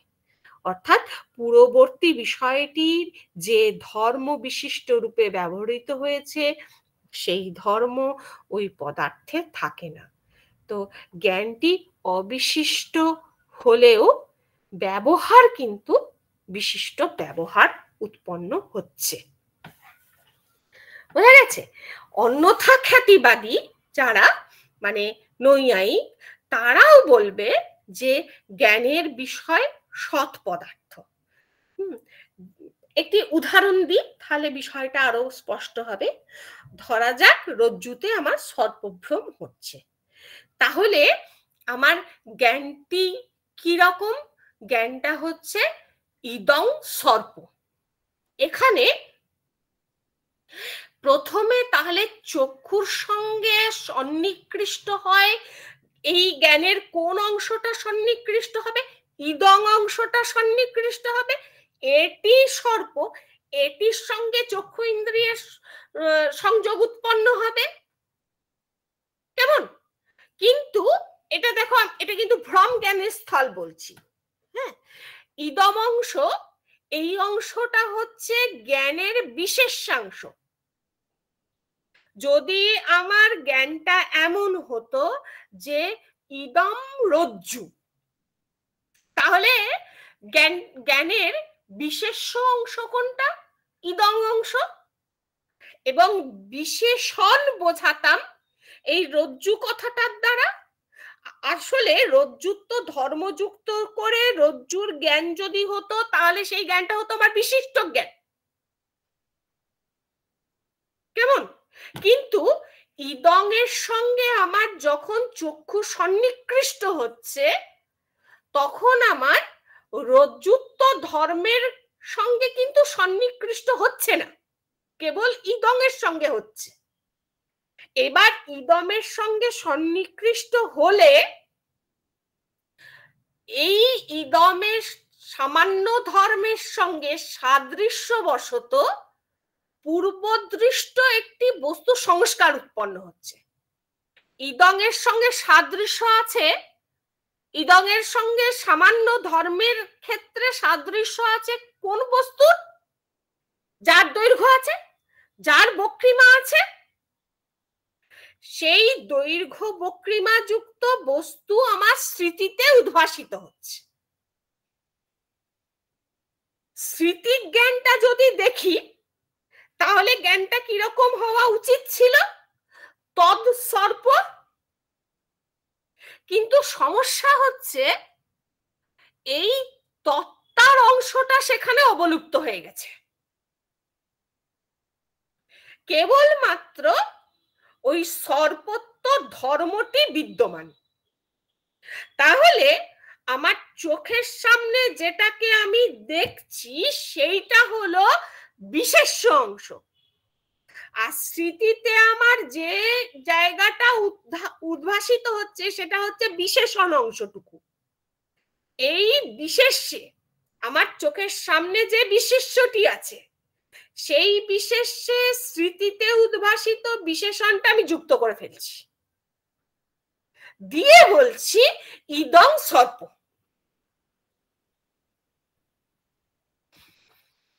আমার হওয়া উচিত ছিল ইদং রজ্জু অথবা তৎ সর্প। কিন্তু আমরা তা না করে বলছি ওখান থেকে তত্ত্বার অংশ অবলুপ্ত করে দিয়েছি, উড়ে গেছে, আর এখান থেকে বিশেষণ অংশটা উড়ে গেছে। উড়ে গিয়ে সর্পটা আমার চোখের সঙ্গে ইদং এর সঙ্গে যুক্ত করে ফেলছি। ইদংটা বিশেষ্য অংশ, বিশেষণের জায়গাটা ব্ল্যাঙ্ক ছিল, সেই ব্ল্যাঙ্কটা পূর্ণ হয়ে গেল সর্পত্ব ধর্ম দিয়ে। তাহলে ব্যবহারটা আমার বিশিষ্ট ব্যবহার হয়ে গেল, বিশেষণ বিশিষ্ট বস্তুর ব্যবহার উৎপন্ন হয়ে গেল। কিন্তু এখানে দুটো জ্ঞানই হচ্ছে অবিশিষ্ট জ্ঞান। অবিশিষ্ট জ্ঞান মানে কি? একটা করে অংশ এতে নেই, একটা করে আছে, একটা করে নেই।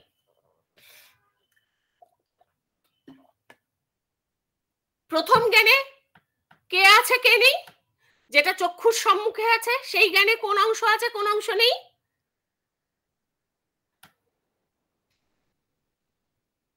কে বলবে? আচ্ছা আমি বলে দিচ্ছি, বিশেষ অংশ আছে, বিশেষ অংশটি নেই।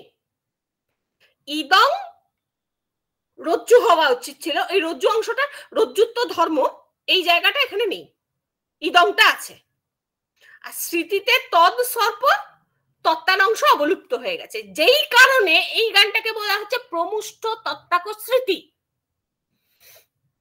দিয়ে যখন আমার জ্ঞান হচ্ছে, সেই জ্ঞানটা হচ্ছে ইদং সর্প, এই আকারে জ্ঞান হচ্ছে,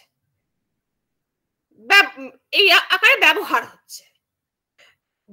প্রাভাকররা বলবে দুটো জ্ঞান অবিশিষ্ট জ্ঞান, কিন্তু ভ্রান্ত জ্ঞান বলা যায় না। জ্ঞানাংশে কোনো ভ্রান্তি নেই, কিন্তু ব্যবহারটা ভ্রান্ত। কেন ব্যবহার কেন ভ্রান্ত? কারণ দুটো অবিশিষ্ট জ্ঞান থেকে একটা বিশিষ্ট ব্যবহার উৎপন্ন হয়ে গেছে। আমার অবিশিষ্ট ব্যবহার উৎপন্ন হওয়া উচিত ছিল, কিন্তু বিশিষ্ট ব্যবহার উৎপন্ন হয়েছে, তাই জ্ঞানটা হচ্ছে আমার ভ্রান্ত, সরি ব্যবহারটা হচ্ছে আমার ভ্রান্ত ব্যবহার। কিন্তু এরা এই জায়গাটা স্পষ্ট করছে না যে দুটো অবিশিষ্ট জ্ঞান কি করে সংযুক্ত হচ্ছে, কি করে মিলিত হচ্ছে, এই জায়গাটা এরা ক্লিয়ারলি বলছে না প্রাভাকররা, যেটা কিনা নৈয়ায়িকরা বলতে পারছে। নৈয়ায়িকরা বলছে যে এই যখন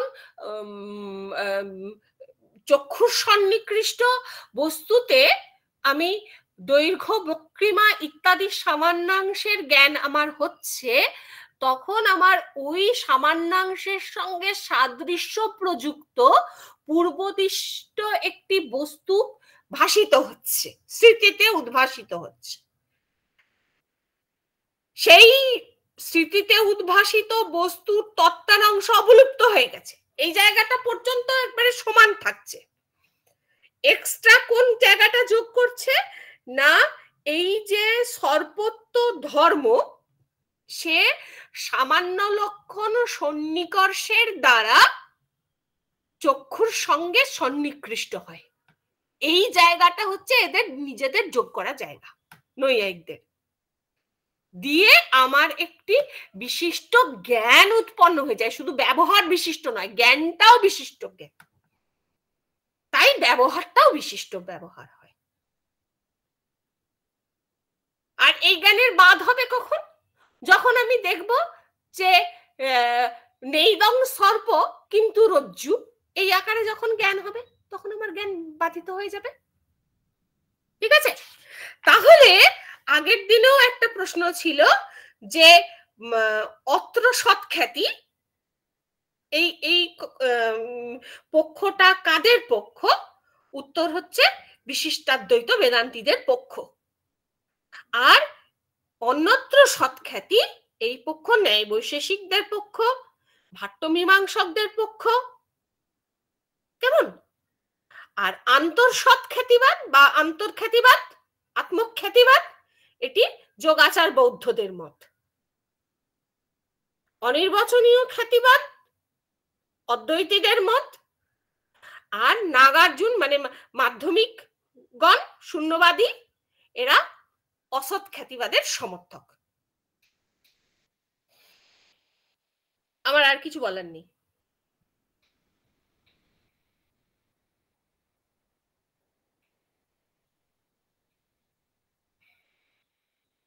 তোমাদের কিছু বলার থাকলে বলো।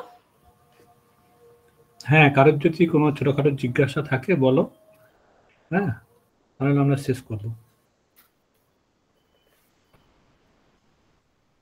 হ্যাঁ, কাকলি কিছু বলবে?